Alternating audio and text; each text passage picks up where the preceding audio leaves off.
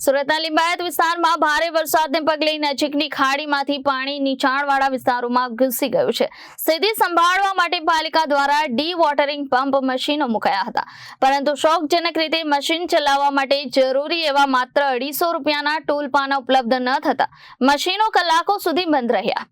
સુરતના લિંબાયત વિસ્તારમાં ભારે વરસાદને પગલે નજીકની ખાડીમાંથી પાણી નીચાણવાળા વિસ્તારોમાં ઘૂસી ગયું છે. સ્થિતિ સંભાળવા માટે પાલિકા દ્વારા ડી-વોટરિંગ પંપ મશીનો મુકાયા હતા, પરંતુ શોકજનક રીતે મશીન ચલાવવા માટે જરૂરી એવા માત્ર 250 રૂપિયાના ટોલ પાના ઉપલબ્ધ ન થતા મશીન કલાકો સુધી બંધ રહ્યા. નગર નિગમ દર વર્ષે કરોડોનું બજેટ ફાળવે છે, છતાં એવા સામાન્ય સાધનોના અભાવથી રાહત કામગીરી અટકી જાય છે. એ સામે સ્થાનિકોમાં ભારે રોષ જોવા મળી રહ્યો છે. પાણીનો સમયસર નિકાલ ન થતા લોકોના ઘરોમાં અને રસ્તાઓ પર પાણી ભરાઈ ગયા છે. આ મામલે સ્થાનિકોએ તાત્કાલિક પગલાં લેવા અને જવાબદારી નિશ્ચિત કરવા માંગ ઉઠાવી છે.